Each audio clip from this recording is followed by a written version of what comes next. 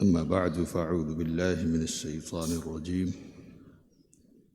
بسم الله الرحمن الرحيم.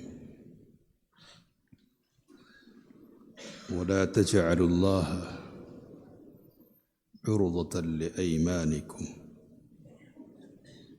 أن تبروا وتتقوا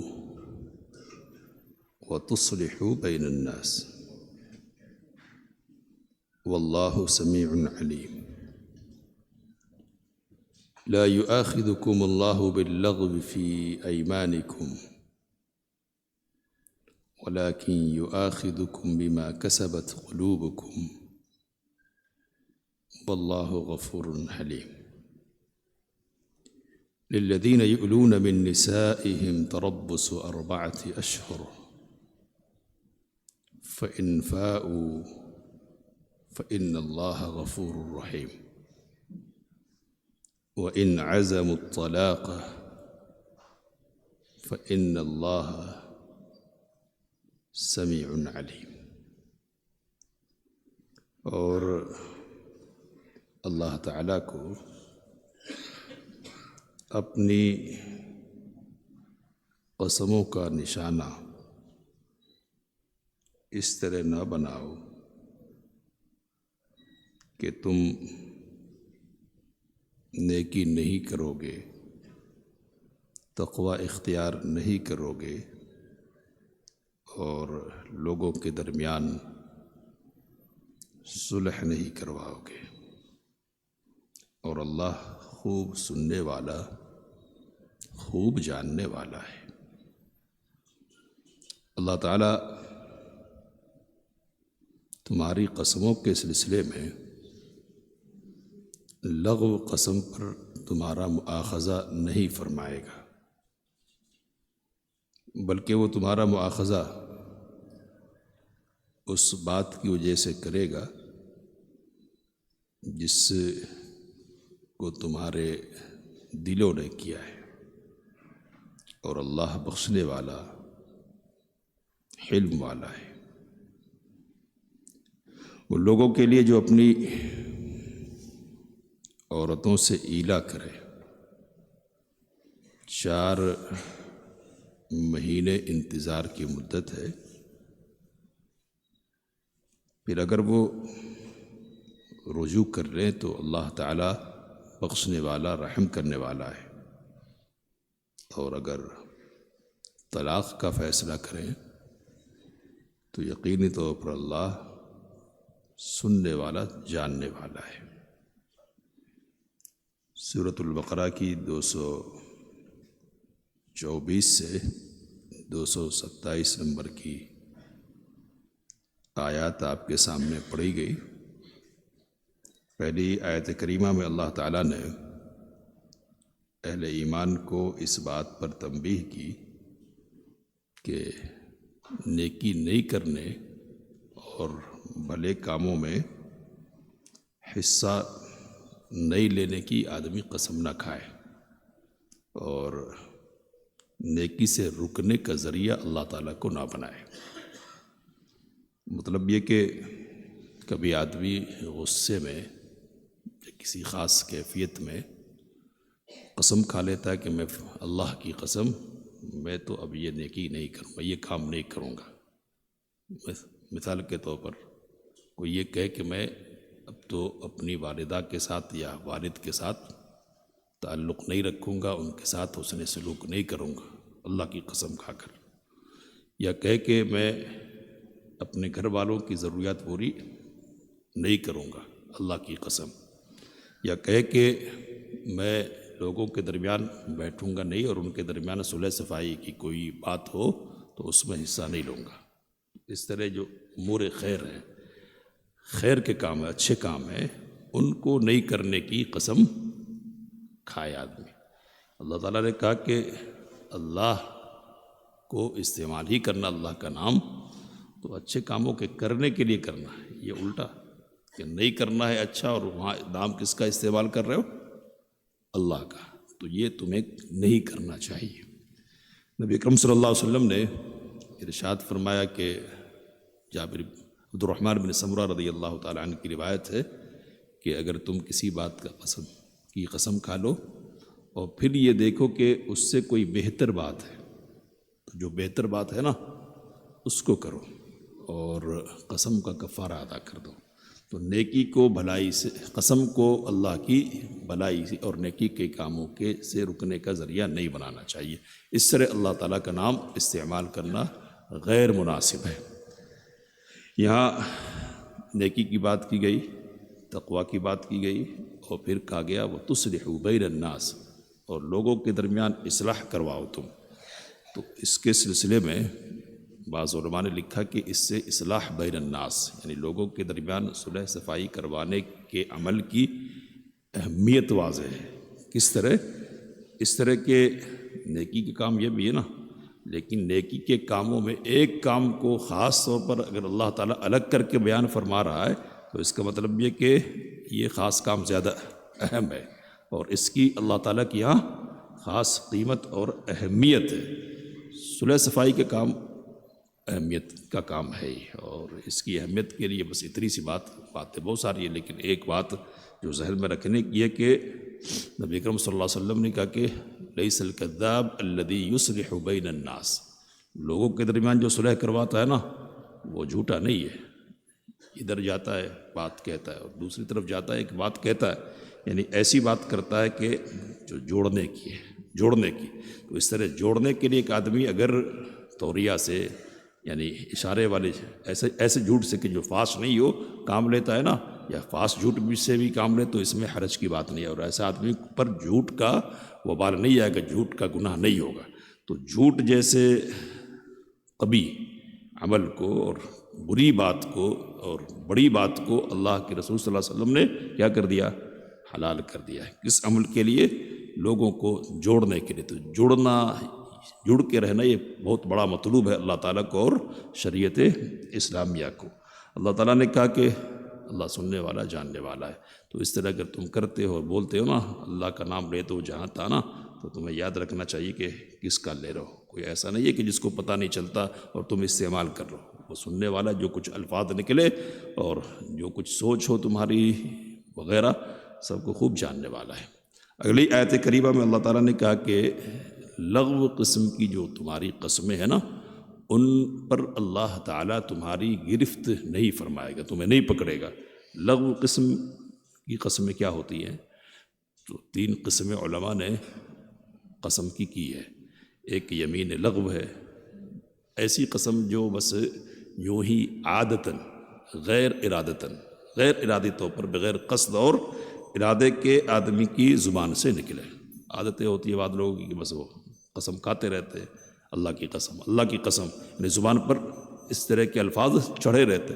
تو اگر قصد اور ارادے سے نہیں ہو رہا، یہ بس یوں ہی عادتاً قسم کے الفاظ آ رہے زبان پر، اللہ تعالیٰ نے کہا کہ اس پر تمہارا مواخذہ نہیں ہوگا۔ واللہ باللہ عربوں کے یہاں ایک عام بات تھی، اور وہ جملے میں اس طرح کے الفاظ استعمال کرتے تھے کہ اس پر تمہارا مواخذہ نہیں ہوگا، کہ وہاں مواخذہ ہوگا کہ جس میں تمہارے دل کا دخل ہے، تمہارے دل کے عمل کا دخل ہے، یعنی جہاں قصد اور ارادے کا دخل ہے۔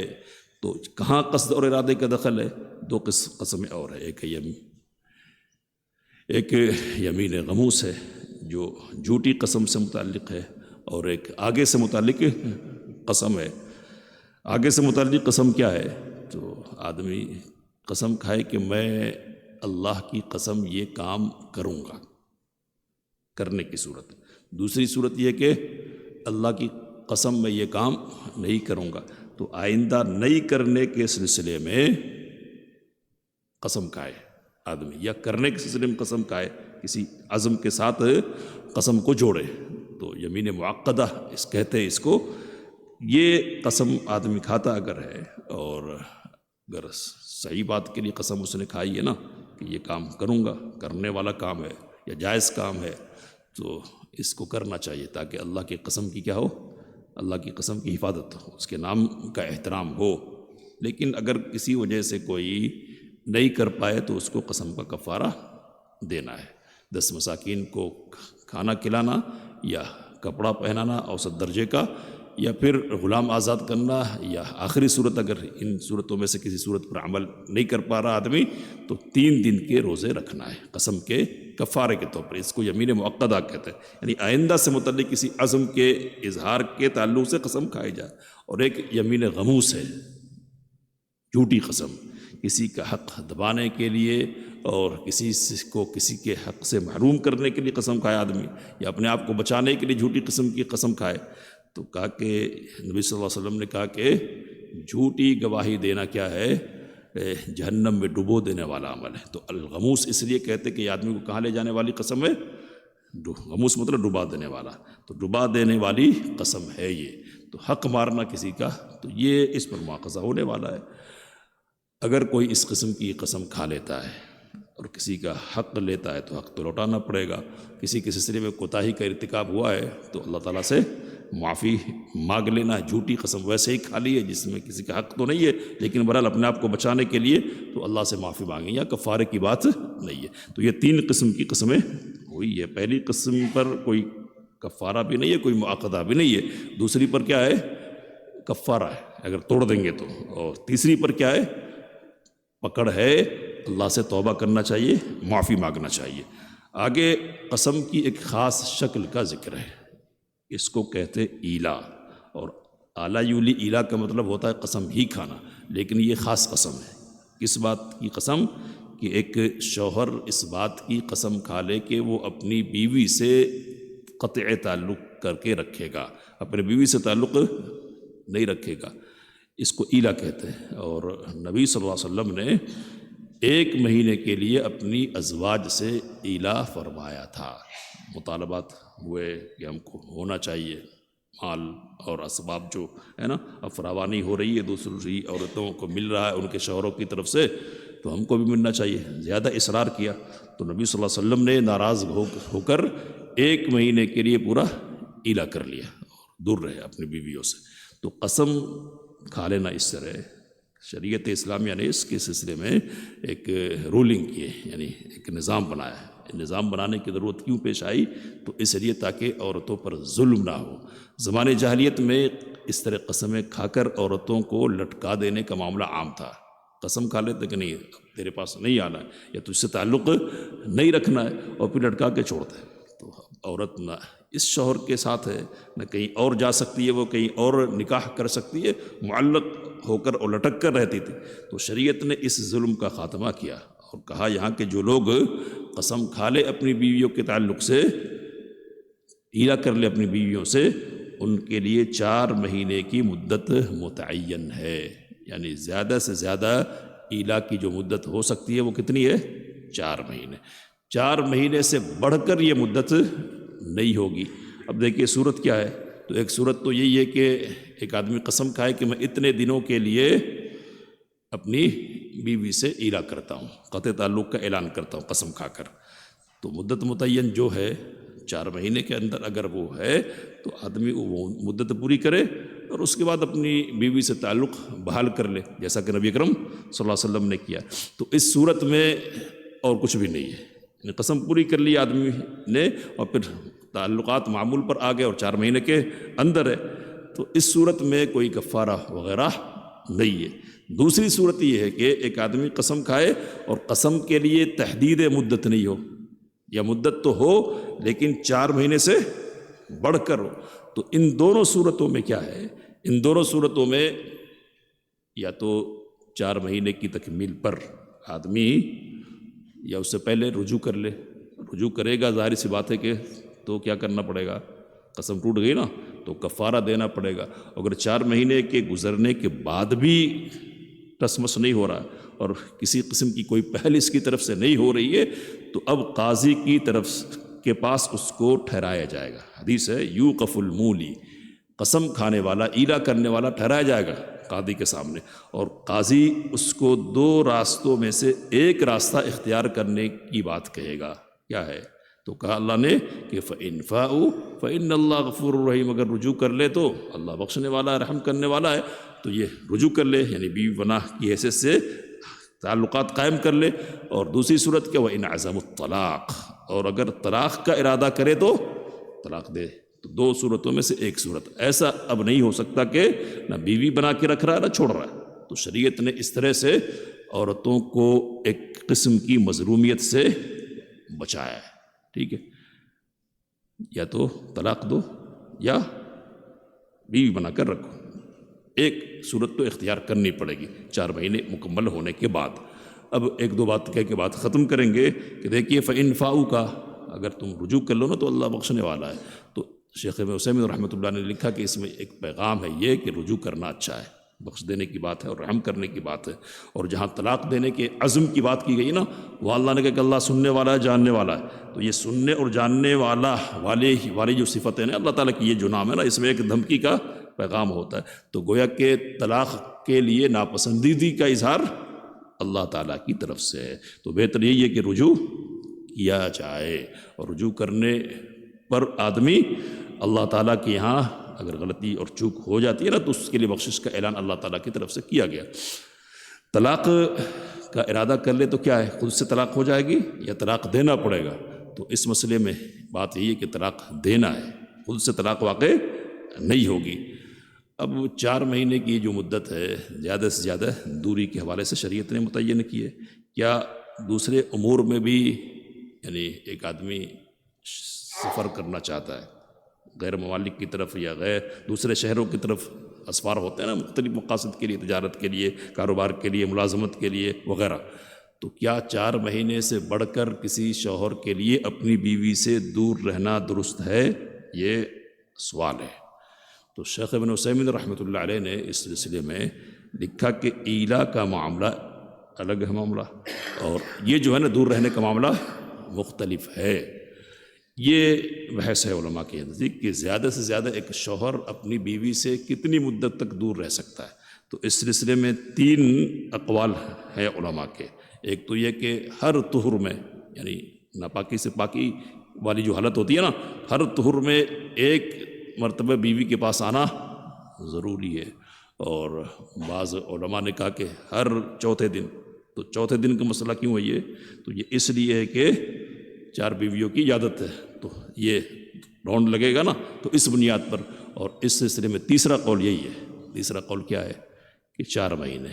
تو اب ہر ایک اقوال کی اپنی دلیلیں ہیں، تفصیل کا موقع نہیں ہے۔ جو اصل مسئلہ اس وقت ہمارے سامنے ہے وہ کیا ہے کہ ملازمت کے لیے، تجارت کے لیے، کسی اور مقصد کی خاطر زیادہ سے زیادہ کتنی مدت ایک آدمی رہ سکتا ہے یا نہیں رہ سکتا 4 مہینے سے زیادہ؟ یہ انتہائی مدت تو یہی ہے نا، 4 دن ہو یا 1 مہینہ ہو یا 4 مہینہ، زیادہ سے زیادہ مدت کہاں بن رہی ہے؟ یہی بن رہی ہے، آخری مدت تو یہی ہے۔ تو اس سے زائد کوئی رہ سکتا ہے یا نہیں رہ سکتا؟ تو اس سلسلے میں بات جو فیصلہ کن ہے وہ یہ کہ یہ آپسی رضامندی پر موقوف ہے۔ بیوی اگر راضی ہے اتنی دن کی جدائی پر، اتنے دن کی جدائی پر، اور اس کو، اس کی عزت کو، اس کی جان کو کسی قسم کا کوئی خطرہ لاحق نہیں ہے، تو شوہر ایک لمبے عرصے تک بھی بیوی سے دور رہ سکتا ہے۔ اگر خطرہ ہے نہیں رہ سکتا۔ اگر عورت کی طرف سے کہے کہ نہ میں اس کو قبول نہیں کروں گی تو پھر نہیں رہ سکتا ہے۔ ہاں اگر اس کے بعد بھی رہنا چاہے تو پھر کیا ہے، تو پھر بیوی کے پاس اختیار ہوگا، وہ چاہے تو رہے چاہے تو خلا کا فیصلہ کرے، اور شوہر راضی نہیں تو پھر فسخ کا راستہ ہوتا ہے۔ تو بہرحال ایلا کا مسئلہ الگ ہے اور یہ مسئلہ کیا ہے، الگ ہے، دونوں کو ایک ساتھ نہیں کرنا ہے انشاءاللہ، اور تفصیل کی باتیں ہوں گی کبھی۔ اللہ سے دعا کہ ان باتوں کو سمجھنے، اس کام لینے کی توفیق عطا فرمائے۔ آمین۔ وآخر دعوانا الحمدللہ رب العالمین۔